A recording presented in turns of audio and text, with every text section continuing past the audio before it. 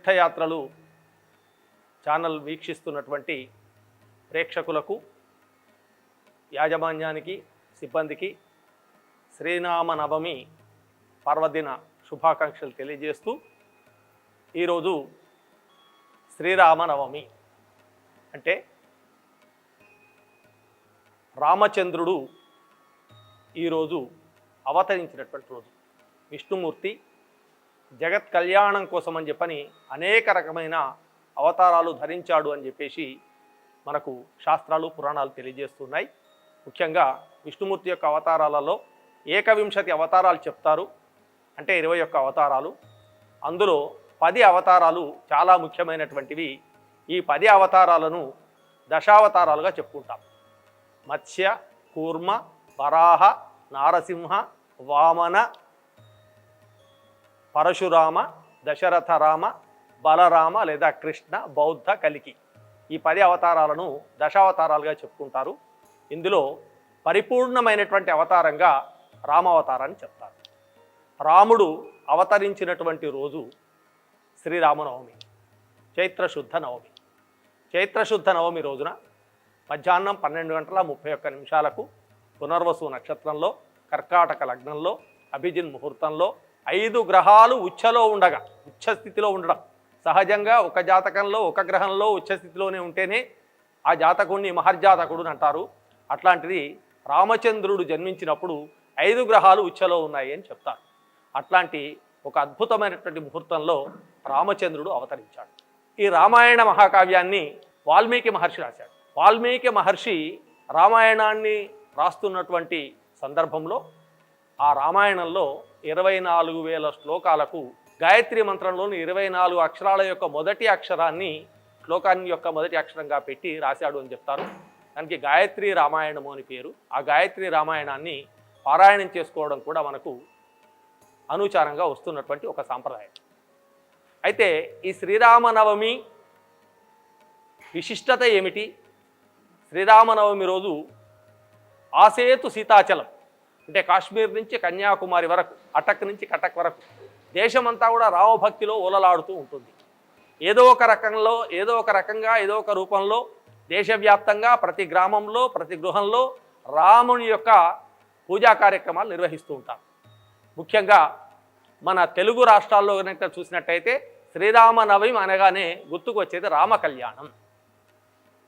రామ కళ్యాణం శ్రీరామనవమి రోజున జరుపుకోవడం ఆనవాయితీ. ప్రతి ఊళ్ళో కూడా, ఊరు ఉన్నది అంటే ఆ ఊళ్ళో ఒక హనుమంతుని యొక్క ఆలయం ఉంటుంది, హనుమంతుని యొక్క విగ్రహం ఉంటుంది.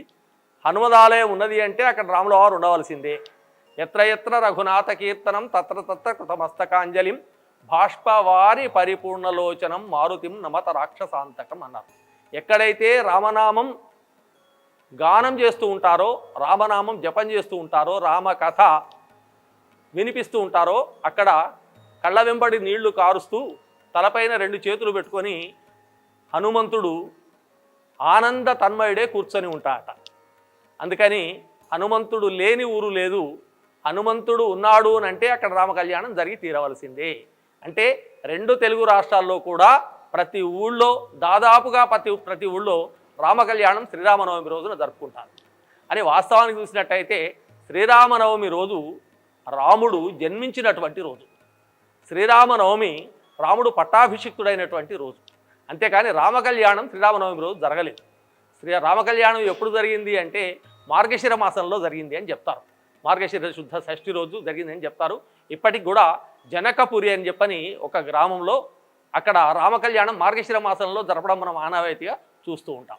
ఇది శ్రీరామనవమికి సంబంధించినటువంటి స్థూలమైనటువంటి విషయం. రామనవమి అనగానే మనకు గుర్తొచ్చే మరొక విషయం ఏమిటంటే పానకం, వడపప్పు. ఈ 2 కూడా దేవుడికి నివేదన చేసి భక్తులకు పంచిపెడుతూ ఉంటారు. ఈ పానకంలో కూడా ఒక ప్రత్యేకత, ఒక విశిష్టత ఉన్నది. ఏమిటి అంటే శ్రీరామనవమి వచ్చేది వేసవి కాలం ఆరంభంలో వస్తుంది, వసంత ఋతువు ఆరంభంలో వస్తుంది. ఎండలు అప్పుడప్పుడే ప్రారంభమవుతూ ఉంటాయి. దూర ప్రాంతాల నుంచి వచ్చేటటువంటి ప్రజలందరూ కూడా ఎండవేడిని తాళలేక ఉంటారు. కాబట్టి వాళ్లకు చలువనివ్వడం కోసం ఈ బెల్లం పానకాన్ని ఇస్తారు. బెల్లం పానకం, ఆ బెల్లం పానకంలో మిరియాలు, శొంఠి లాంటివి కలిపి దాన్ని ఒక ఔషధంగా, దివ్యమైన ఔషధంగా తయారు చేసి ఇవ్వడం కనిపిస్తుంది. అయితే ఈ బెల్ల పానకంలో మనం చూసినట్టయితే ఆరోగ్యరీత్యా చూసినా కూడా అనేకమైనటువంటి ఔషధ గుణాలు ఉంటాయి. బెల్లంలో ముఖ్యంగా ఇనుము ఐరన్ ఎక్కువగా ఉంటుంది. బెల్లంలో తక్షణమైనటువంటి శక్తినిచ్చేటటువంటి లక్షణం కలిగి ఉంటుంది. బెల్లంలో చలువనిచ్చేటటువంటి లక్షణం కూడా కలిగి ఉంటుంది. కాబట్టి ఈ బెల్లం పానకం ఇవ్వడం అనేది మనం ఆనవాయితీగా చూస్తూ ఉంటాం. అదేవిధంగా మన తెలుగు ప్రజలలో పెళ్ళిళ్ళలో చాలా కుటుంబాలలో ఎదుర్కోలు సందర్భంలో పానకం బిందెలు తీసుకొని వెళ్ళి ఆ వచ్చినటువంటి వాళ్లకు ఈ పానకం ఇవ్వడం కూడా చూస్తూ ఉంటాం. అది కూడా ఒక సాంప్రదాయంగా మన లోపల చేరిపోయింది. అదేవిధంగా వడపప్పు నానబెట్టి ఇవ్వడం, ఈ వడపప్పు వల్ల కూడా తక్షణమే శక్తి వస్తుంది అని చెప్తారు. ఇవి రెండు కూడా రామ కళ్యాణానంతరం రాముడికి నివేదన చేసి పంచిపెట్టడం అనేది మనం చూస్తూ ఉంటాం.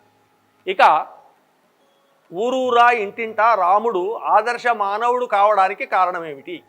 ఎందుకు రాముడు ఆదర్శవంతమైనటువంటి మానవుడిగా చరిత్రలో నిలిచిపోయినాడు? విష్ణుమూర్తి యొక్క 10 అవతారాలు ఉన్నప్పటికీ కూడా రామావతారానికి కృష్ణావతారానికి వచ్చినంత ప్రత్యేకత, వచ్చినంత గుర్తింపు, వచ్చినంత భక్తి తత్పరత ఇంకొక అవతారంలో మనకు కనిపించదు. కారణం ఏమిటంటే వాల్మీకి రామాయణాన్ని ప్రారంభించే ముందులోనే ఒక శ్లోకంతో ప్రారంభమవుతుంది. తపస్వాధ్యాయ నిరతం తపస్వి వాగ్విదాంబరం నారదం పరిప్రప్రచ్ఛ వాల్మీకిర్ మునిపుంగవం. నారదుడు వచ్చేసి వాల్మీకిని అడుగుతాడు.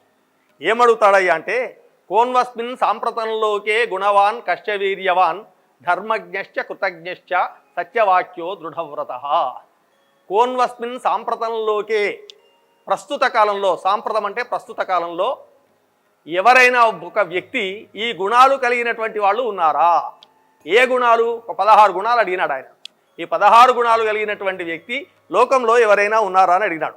ఎవరు వాళ్ళు అంటే, గుణవాన్ గుణవంతుడైనటువంటి వాడు, వీర్యవాన్ పరాక్రమవంతుడైనటువంటి వాడు, ధర్మజ్ఞశ్చ ధర్మజ్ఞుడైనటువంటి వాడు, ధర్మము తెలిసినటువంటి వాడు, కృతజ్ఞశ్చ కృతజ్ఞుడైనటువంటి వాడు.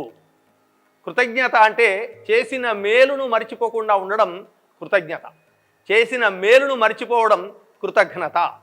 అందుకనే ఒక భారతోక్తి ఉంది, సుప్రసిద్ధమైనటువంటి భారతోక్తి. కృతజ్ఞుడైనటువంటి వ్యక్తికి మరణమే శిక్ష అన్నాడు. కృతజ్ఞుడు అంటే చేసిన మేలు మర్చినటువంటి వాడికి మరణమే శిక్ష అన్నది మహాభారతం. అట్లాంటి కృతజ్ఞుడైనటువంటి వాడు, చేసిన మేలు మరణటువంటి వాడు ఎవడైనా ఉన్నాడా? సత్యవాక్యో దృఢవ్రతః, నిరంతరం సత్యవాక్యాన్ని పలికేటటువంటి వాడు, వ్రత దీక్షలను అనుసరించడంలో దృఢమైనటువంటి నిర్ణయము కలిగినటువంటి వాడు ఎవడైనా ఉన్నాడా? చారిత్రేణ చ కోయుక్తో, చారిత్రాత్మకమైనటువంటి పురుషుడు ఎవరు? సర్వభూతేషు హితప్రదః, అన్ని జీవుల పట్ల, కేవలం మానవుల పట్ల మాత్రమే కాదు, సృష్టిలో 84 లక్షల జీవరాశులు ఉన్నాయని చెప్తారు. అన్ని జీవరాశుల పట్ల కూడా హితము అంటే మేలును కోరేవాడు, అన్ని భూతరాశుల పట్ల కూడా ప్రేమ కలిగినటువంటి వాడు ఎవడైనా ఉన్నాడా? విద్వాన్ విద్వాంసుడైనటువంటి వాడు, పండితుడైనటువంటి వాడు ఎవడైనా ఉన్నాడా?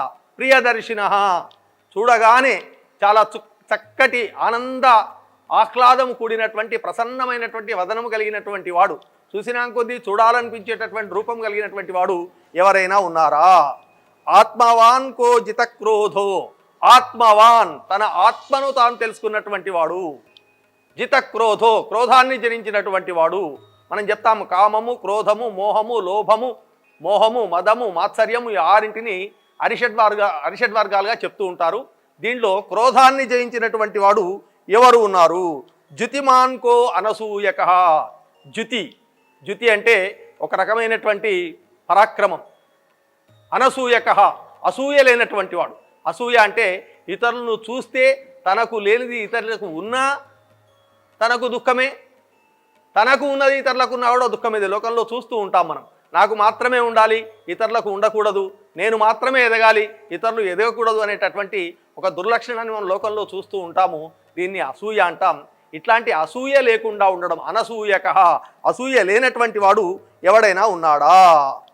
తర్వాత ఇంకోటి ఏం చెప్తా అంటే, పరాక్రమములో ఎవరి పరాక్రమాన్ని చూస్తే శత్రువులు మాత్రమే కాదు దేవతలు కూడా గడగడలాడిపోతారో అట్లాంటి వాడు ఎవడైనా ఉన్నాడా అని అడుగుతాడు. అప్పుడు ఈ ప్రశ్న నుంచి ఉద్భవించినటువంటిది రామాయణం. ఈ 16 లక్షణాలనే కనుక మనం చూసినట్టయితే ఈ 16 లక్షణాలు ఉన్నటువంటి వాడు ఉత్తమ మానవుడు అని అనిపించుకుంటాడు. అట్లాంటి ఉత్తమమైనటువంటి మానవుడు ప్రస్తుత సమాజంలో ఎవరైనా ఉన్నారా అంటే వచ్చినటువంటి సమాధానం ఏమిటి అంటే రామాయణమే సమాధానం. రామాయణము అంటే రాముడు నడచినటువంటి మార్గం. వాల్మీకి రాసినటువంటి రామాయణానికి మరో 2 పేర్లు కూడా ఉన్నాయి, కాకపోతే ఇది లోకంలో తక్కువ ప్రాచుర్యంలో ఉన్నాయి. ఒకటి పౌలస్త్యవధ అనే పేరున్నది, రెండవది సీతాయాశ్చరితం మహత్. వాస్తవానికి చెప్పినటువంటి దానికి రామాయణము అనే పేరు ఉన్నప్పటికీ కూడా ఇదంతా కూడా సీత కథనే. సీత అనుభవించినటువంటి బాధలే రామాయణంలో ఉండేటటువంటి ప్రధానమైనటువంటి కథాంశం. అందుకనే వాల్మీకి సీతాయాశ్చరితం మహత్ అన్నాడు. దీనికి రామాయణం అనే పేరు పెట్టినప్పటికీ కూడా పౌలస్త్యవధ అనే పేరు ఉన్నది, సీతాయాశ్చరితం మహత్ అనే పేరు కూడా ఉన్నది. పౌలస్త్యుడు అంటే రావణాసురుడు, రావణాసురుణ్ణి వధించినటువంటి కథ కాబట్టి దీనికి పౌలస్త్యవధ అనే పేరు వచ్చింది. సీత యొక్క కథ కాబట్టి సీతాయాశ్చరితం మహత్ అనేటటువంటి పేరు కూడా వచ్చింది. ఇక రామాయణాన్ని కనుక మనం చూసినట్టయితే రాముడు అడుగడుగున ఒక ఆదర్శవంతమైనటువంటి వ్యక్తిగా మనకు కనిపిస్తాడు. ఒక ఆదర్శ మానవుడు ఏ విధంగా ఉండాలి అనేది ఆచరించి చూపినటువంటి మహనీయుడు రాముడు. అందుకోసమనే రాముడు యుగ యుగాలకు ఆరాధ్య దైవమన్నాడు. ఆయన క్షత్రియుడు, రాజా రామచంద్ర భగవాన్కి జై అంటారు. ఈరోజు కూడా రాముణ్ణి రాజుగానే చూస్తారు. రాజే ఆయన. రాజై దేవుడుగా మారినటువంటి ఒక అద్భుతమైనటువంటి విష్ణుమూర్తి యొక్క అవతారం రామావతారం. ఇక మనం సహజంగా తెలుసు, రాముడు, లక్ష్మణుడు, భరతుడు, శత్రుఘ్నుడు ఈ 4 అన్నదమ్ములు ఉన్నారు. అన్నదమ్ముల యొక్క అనుబంధం ఎట్లా ఉండాలి అని చెప్పడానికి కూడా రామలక్ష్మణుల యొక్క అనుబంధాన్ని ఈరోజు వరకు కూడా చెప్తారు. ఒక ఇల్లాలు భార్య కావాలి అంటే ప్రతి వ్యక్తి కోరుకునేది ఏమిటి అంటే సీత వంటి ఇల్లాలు కావాలి అని కోరుకుంటాడు. పంకజముకి సీత వంటి భామామణియున్ అన్నారు. వంకాయ వంటి కూరయు పంకజముఖి సీత వంటి భామామణియున్ శంకరుని వంటి దైవము లంకాధిపు వైరి వంటి రాజునుగలడే అన్నారు. ఈ సుప్రసిద్ధమైనటువంటి పద్యం. సీత లాంటి సాధ్వీమణి ఇల్లాలు భార్యగా రావాలని ప్రతి వ్యక్తి కోరుకుంటాడు. ప్రతి తల్లి తండ్రి ఏం కోరుకుంటారు? తన కొడుకు రాముడి లాంటి వాడు కావాలని కోరుకుంటాడు, రాముడు లాంటి యశస్సు రావాలని కోరుకుంటాడు. ప్రతి ఇల్లాలు ఏం కోరుకుంటుంది? తన భర్త రాముడు కావాలని కోరుకుంటాడు, రాముడు లాంటి భర్త కావాలని కోరుకుంటుంది. ప్రతి తమ్ముడు ఏం కోరుకుంటాడు? తన అన్న రాముడి లాంటి అన్న తనకు ఉండాలని కోరుకుంటాడు. ఎందుకు రాముడి లాంటి అన్న ఉండాలని కోరుకుంటాడు అంటే రామలక్ష్మణులు ఇద్దరు రోజు ఆడుకునేవాళ్ళట. ఆడుకుంటూ ఉంటే ప్రతిరోజు కూడా లక్ష్మణుడు ఓడిపోయేవాడు, రాముడు గెలిచేవాడు. రాముడికి ఒక రోజు బాధ అనిపించింది, అరే రోజు తమ్ముడు ఓడిపోతున్నాడే, తమ్ముడు ఓడిపోవడం వల్ల తమ్ముడు బాధపడుతూ ఉన్నాడు అని చెప్పేసి చూస్తే తమ్ముడు ఓడిపోయి ఏడుస్తూ ఉన్నాడు. ఏడుస్తూ ఉంటే ఈయన అనుకున్నాట, ఈరోజు నేను నా తమ్ముడిని గెలిపించాలి అని అనుకొని కావాలనే రాముడు ఆటలో ఓడిపోయినాడు. ఓడిపోయిన తర్వాత కూడా లక్ష్మణుడు ఏడుస్తున్నాట. ఏమిరా నాయన, నిన్నటి వరకు ఓడిపోయి గెలిచినావు, ఇలా గెలిస్తే ఎందుకు ఏడుస్తున్నావు నువ్వు అంటే, అట్లా కాదు, రోజు గెలిచే మా అన్నగారు ఈరోజు ఓడిపోయాడే అని ఏడుస్తున్నాను అన్నమాట. అంటే అన్నదమ్ముల అనుబంధం అనేది ఎంత అన్యోన్యంగా ఉండాలి అనడానికి రామలక్ష్మణులు ఉదాహరణగా మనకు చెప్తారు. ఇక రామాయణంలో అతి ముఖ్యమైనటువంటి ఘట్టం రాముడికి పట్టాభిషేకం చేయడానికి పూనుకున్నటువంటి సందర్భం. దశరథుడు తన తర్వాత రాజును చేయాలని చెప్పని రాముడు నిర్ణయించినాడు. మరి కొన్ని నిమిషాలలో రామ పట్టాభిషేకం జరుగుతుంది. అయోధ్యావాసులందరూ కూడా ఆనందంతో ఉన్నారు. అప్పుడు దశరథుడికి ఉన్నటువంటి 3 భార్యలలో చిన్నదైనటువంటి కైకేయి దశరథుడిని నిలదీసి ఆయన ఎప్పుడో తనకిచ్చినటువంటి 2 వరాలను తీర్చమని అడుగుతుంది. అందులో ఒకటి ఏమిటంటే రాముణ్ణి 14 సంవత్సరాల అరణ్యవాసానికి పంపడం, రెండవది భరతుడికి పట్టాభిషేకం చేయడం, భరతుడిని రాజుగా చేయడం. చూడండి ఎంత ఉదాత్తమైనటువంటి స్వభావం రాముడిది అనడానికి ఈ పట్టాభిషేకానికి సమాయుక్తుడైన తర్వాత, ఈ విషయం తెలుసుకున్న తర్వాత వెంటనే ఆ రాజ్యభారాన్ని వదిలివేసి అడవులకు వెళ్ళాలని నిర్ణయించుకున్నటువంటి నిర్ణయం, రాముడి నిర్ణయం ఏదైతే ఉందో అది ఒక ఉదాత్తమైనటువంటి మానవ మనస్తత్వానికి బాటలు వేసినటువంటి సంఘటనగా మనం చెప్పుకోవచ్చు. తండ్రి ఇచ్చినటువంటి వరాన్ని కొడుకుగా తాను పాలించాలి, పితృవాక్య పరిపాలన. తండ్రి కోరిక ఏదైతే ఉందో ఆ కోరిక నెరవేర్చాలి అనేటటువంటి ఒకే ఒక లక్షణంతో రాముడు కొన్ని క్షణాల్లో పట్టాభిషిక్తుడు కావలసి ఉన్నా కూడా ఆ రాజ్యాన్ని కూడా తృణప్రాయంగా భావించి నారచీరలు ధరించి ఏమాత్రం కలత చెందకుండా అడవికి వెళ్ళిపోయినాడు. చూడండి, అది ఒక ఉదాత్తమైనటువంటి లక్షణానికి ఒక ఉదాహరణ. ఇవాళ చూడండి, అన్నదమ్ములను చూడండి, ఒక్క 10 రూపాయలు అన్నకు ఎక్కువ వచ్చిందంటే తమ్ముడు ఓర్చుకోడు, తమ్ముడికి 10 రూపాయలు ఎక్కువ వచ్చిందంటే అన్న ఓర్చుకోడు. పంపకాలలో ప్రతి నిత్యం అన్నదమ్ములు పాలివాళ్ళై పరస్పరం కలహించుకోవడం మనం చూస్తూ ఉంటాం. ఇంచుల జావ కోసం కొట్లాడుకొని బంధాలను బాంధవ్యాలను తెంచుకునేటటువంటి వాళ్ళని కూడా మనం చూస్తూ ఉంటాం. కానీ రాముడు ఎంత ఉదాత్తమైన పురుషుడు చూడండి. కొన్ని క్షణాలలో తనకు దక్కవలసినటువంటి సింహాసనం దక్కకుండా పోయినప్పటికి కూడా తండ్రి మాట నిలబెట్టడం అనేటటువంటి ఏకైక కర్తవ్యం కోసం అడవులకు వెళ్ళిపోయినాడు రాముడు. అందుకనే రామో విగ్రహవాన్ ధర్మ అన్నదానికి ప్రతీకగా నిలిచినాడు. చూడండి ఇక్కడ విచిత్రం చూడండి. రాముడు అడవులకు వెళ్ళిపోతూ ఉన్నాడు. రాముడి భార్య సీత ఉన్నది. వాస్తవానికి కైకేయి అరణ్యవాసం కోరింది రాముడినే కానీ సీతను వెళ్ళమని కోరలేదు. కానీ సీత కూడా రాముడి అడుగుజాడలలో నడవడానికి సిద్ధమైంది. ఈనాటి ఇల్లాలులాగా ఏమయ్యా నీకేమీ పని లేదా, ఏది చెప్తే అది వింటావాను, తల్లిదండ్రులు చెప్పిన మాట వినడమేనా, నన్ను అడగాల్సిన పని లేదా, ఎందుకు అడవులకు వెళ్ళాలి మనము అని అనలేదు. లేదు, నీ మానాన నువ్వు అడవులకు వెళ్తే వెళ్ళు, నువ్వు 14 ఏళ్ళు వెళ్ళి వచ్చిన తర్వాత నాకు మళ్ళీ కబురంపితే నేను వస్తాను, నేను మా పుట్టింటికి వెళ్ళిపోతాను అని పుట్టింటికి వెళ్ళిపోలే. ఆమె ఏం చేసింది? అడవులైనా సరే అయోధ్యలైనా సరే రాముడు ఎక్కడ ఉంటే అక్కడనే నాకు స్వర్గం అనుకున్నది. రాముడితో పాటుగా నారచీరలు ధరించి తాను కూడా 14 ఏళ్ళు అరణ్యవాసానికి రాముడు అనుభవించేటటువంటి కష్ట సుఖాలలో తాను కూడా పాలు పంచుకోవాలని చెప్పని రాముడి అడుగుజాడలలో నలిచింది. అందుకనే సీత సాధ్విగా చరిత్రలో నిలిచింది. ఇక రాముడికి తగ్గ తమ్ముడు లక్ష్మణుడు. రాముడు సీత ఇద్దరు వెళ్ళిపోతుంటే వాళ్లతో పాటుగా వెళ్ళడానికి సిద్ధపడ్డాడు లక్ష్మణుడు. ఆయన కూడా నారచీరలు ధరించి అన్నను వదినను కంటికి రెప్పలా చూసుకోవడానికి ముందుకు నడిచి వెళ్ళినాడు లక్ష్మణుడు. రాముడు లక్ష్మణుడు ఇట్లా ఉంటే భరతుడు ఉన్నాడు కదా. భరతుడికి రాజ్యాన్ని కోరే కదా కైకేయి వరం కోరింది. కానీ భరతుడు వచ్చిన తర్వాత రాజ్యభారాన్ని స్వీకరించడానికి ఇష్టపడలేదు. నా రాముడు అధిష్ఠించవలసినటువంటి సింహాసనాన్ని నేను కోరుకోవడం అధర్మమని తన తల్లి మీద కూడా తిరుగుబాటు చేసి రాముడి దగ్గరికి వెళ్ళి మళ్ళీ రమ్మని కోరుకుంటాడు. అయినప్పటికీ కూడా రాముడు తిరిగి రాడు. అప్పుడు భరతుడు ఏం చేస్తాడంటే రామపాదుకలను అక్కడ పెట్టి పరిపాలన చేయడానికి పూనుకుంటాడు. చూడండి, అన్నదమ్ముల అనుబంధం అంటే ఎట్లా ఉండాలి అనేదానికి రామాయణం ఒక ఉదాహరణగా, ఒక ప్రతీకగా, ఒక ఆదర్శవంతమైనటువంటి కావ్యంగా మనకు నిలుస్తుంది. అంతేకాకుండా రామాయణంలో మనము వివిధ పాత్రలను చూసినట్టయితే ఇక్కడ మనకు చెప్పినాడు మొదలే సర్వభూతేషు కోహిత, అన్ని జీవుల పట్ల హితమైనటువంటి స్వభావం కలిగినటువంటి వారు ఎవరు ఉన్నారు అని అడిగినప్పుడు రాముడనే సమాధానమే వచ్చింది. కారణం ఏమిటంటే గుహుణ్ణి ఎంతగా ఆదరించాడో మనము ఆ పాత్రను చూసినప్పుడు మనకు అర్థమవుతుంది. గుహుణ్ణి ఎంత ప్రేమతో ఆదరించాడో అంతే ప్రేమతో శబరిని కూడా ఆదరిస్తాడు. గుహుణ్ణి ఎంత ప్రేమతో తన హక్కున చేర్చుకున్నాడో హనుమంతుడిని కూడా అంతే ప్రేమతోని హక్కున చేర్చుకుంటాడు రాముడు. ఈ రామాయణంలో ఉండేటటువంటి చిన్న చిన్న పాత్రల పట్ల రాముడు చూపించినటువంటి ప్రేమను చూసినట్టయితే మనకు ఆశ్చర్యం అనిపించక మానదు. ఎప్పుడైతే సీతాపహరణం జరిగింది, సీతను రావణాసురుడు తీసుకొని వెళ్ళినాడు. రాముడు కొండలు గుట్టలు పట్టుకొని తిరుగుతూ ఉన్నాడు. రాముడు సీతాదేవి ఎక్కడ పోయింది, హా సీత హా సీత అంటూ ఎక్కడ ఏ చెట్టు కనపడితే ఆ చెట్టును, ఏ పుట్ట కనపడితే ఆ పుట్టను అడుగుతూ ఒక సామాన్య మానవుడిలాగా రోధిస్తూ తిరుగుతూ ఉంటాడు. పోతే పోయింది, రావణాసురుడు దుర్మార్గుడు ఎక్కడ పోయిందో ఏమో, వాడితో నేను పేచీ పెట్టుకుంటాను, మళ్ళీ నేను పెళ్లి చేసుకోలేనా, నాకు ఇంకోరు పిల్లనివ్వరా అని చెప్పని ఆలోచించలే రాముడు. ఎందుకంటే రాముడు ఏకపత్ని వ్రతుడు. స్త్రీకి పాతివ్రత్యం ఎంత ముఖ్యమైందో పురుషుడికి ఏకపత్ని వ్రతం కూడా అంతే ముఖ్యమైంది అని చెప్తారు. స్త్రీకైనా పురుషుడికైనా జీవితంలో ఒకేసారి జరిగేటటువంటి సంఘటనలు 3 మాత్రమే ఉంటాయి. ఒకటి జననం, ఒకసారి పుట్టిన తర్వాత ఇప్పుడు కాదు నేను ఇంకొక అరగంట తర్వాత పుడతాను అని వాడు ఆలోచించినా మళ్ళీ పుట్టడానికి అవకాశం లేదు. రెండవది మరణం.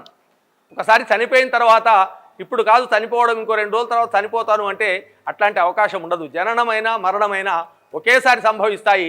ఒకసారి సంభవించిన తర్వాత దాన్ని మళ్ళా తిరిగి రాసుకునేటానికి వీలు లేదు. అట్లాగే వ్యక్తి జీవితంలో వివాహం కూడా అట్లాగే. ఒకసారి వివాహం అయింది అంటే ఒకేసారి వివాహం కావాలి తప్ప మళ్ళీ వివాహం చేసుకోవడానికి ఆస్కారం లేదు అని చెప్పేటటువంటిది ఏకపత్ని వ్రతం. ఆ ఏకపత్ని వ్రతాన్ని సమాజానికి ఆదర్శంగా చూపినటువంటి మహనీయుడు రామచంద్రుడు. అట్లా సీతను వెతుక్కుంటూ వెళ్తే ఆయనకు మొట్టమొదట సీత యొక్క జాడ చెప్పింది ఎవరు అంటే జటాయువు అనేటటువంటి పక్షి. ఆ జటాయువు అక్కడ రెక్కలు తెగి పడి ఉంటుంది, ఏడుస్తూ ఉంటుంది, విలపిస్తూ ఉంటుంది, రాముడి కోసం కళ్ళల్లో ఒత్తులు వేసుకొని ఎదురు చూస్తూ ఉంటుంది. ఈ రాముడు వెళ్తాడు, అక్కడ జటాయువు యొక్క దర్శనం కలుగుతుంది. ఆ జటాయువు రాముణ్ణి చూసి రావణాసురుడు సీతను అపహరించాడు అనేటటువంటి వార్తను రాముడికి తెలియజేస్తుంది. చూడండి, విచిత్రం ఏమిటంటే జటాయువు చాలా చిన్న పక్షి, రావణాసురుడు చాలా భయంకరమైనటువంటి వీరుడు. రావణాసురుడిని జయించడం జటాయువుతో వీలవుతుందా? జటాయువుకు సాధ్యమవుతుందా? మరి రావణాసురుడిని జయించడం కోసం అని చెప్పని జటాయువు ఎందుకోసం ప్రయత్నించింది? రావణాసురుడిని అడ్డుకోవడాన్ని ఎందుకు ప్రయత్నించింది? ఇదే ప్రశ్న రాముడు జటాయువును ప్రశ్నిస్తాడు.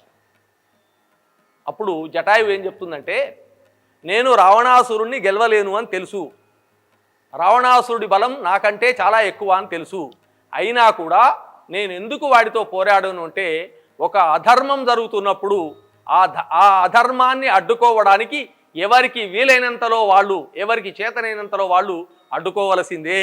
అక్కడ రావణాసురుడు సీతను అపహరించడం అనేటటువంటిది అధర్మం కాబట్టి ఆ అధర్మాన్ని అడ్డుకోవడానికి నా ప్రాణాన్ని కూడా పణంగా పెట్టాను అని అంటాడు.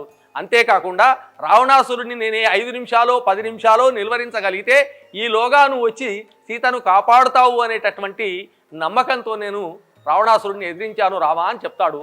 ఆ తర్వాతకు దశరథుడి యొక్క స్నేహితుడు కాబట్టి జటాయువుకు ఒక కుమారుడు ఎట్లాగే అయితే అంత్యక్రియలు చేస్తాడో ఆ రకంగా రాముడు అంత్యక్రియలు కూడా చేస్తాడు. అంటే సామాన్యమైనటువంటి జీవుల పట్ల కూడా అపారమైనటువంటి కరుణా స్వభావం కలిగినటువంటి దయామూర్తి రామచంద్రుడు అని మనకి ఈ సందర్భంగా అర్థమవుతుంది. అట్లా వెళ్తూ వెళ్తూ హనుమంతుడి యొక్క సమాగమం జరుగుతుంది. సుగ్రీవుడి దగ్గరికి వెళ్తాడు, సుగ్రీవుడి యొక్క బాధ వింటాడు, సుగ్రీవుడికి మాట ఇస్తాడు, నీవు నాకు సహకరించు నేను నీకు సహకరిస్తాను అని చెప్పని ఇద్దరి మధ్య మైత్రి బంధం కలుగుతుంది. ఇక మధ్యలో మనకు శబరి కనిపిస్తుంది. శబరి రాముడి కోసం ఎదురు చూస్తూ ఉన్నటువంటి ఒక గిరిజన మహిళ, ఈనాటి భాషలో చెప్పుకోవాలంటే గిరిజన మహిళ. ఆ శబరి దగ్గరికి వెళ్ళి క్షత్రియుడైనటువంటి రాముడు శబరిమాత యొక్క పాదాలను స్పృశించి నమస్కరించడం అనేటటువంటిది ఒక ఆయన ఉదాత్తమైనటువంటి వ్యక్తిత్వానికి ఒక ప్రతీకగా చెప్పుకోవచ్చు. ఆమె ఇచ్చినటువంటి ఎంగిలి పళ్ళను కూడా ఆరగించి ఆనందంగా ఆనందించినటువంటి ఒక మహనీయుడు రాముడు. ఇక సుగ్రీవుడికి వాలికి మధ్య ఉన్న వైరాన్ని చూసి వాలి వధ సందర్భంగా వాలి ఒక మాట అంటాడు రాముడితో, రామా నీ భార్యను నువ్వు కనుక్కోవడమే నీకు ముఖ్యమైనట్టయితే దీనికి నన్ను చంపాల్సినటువంటి అవసరం లేదు.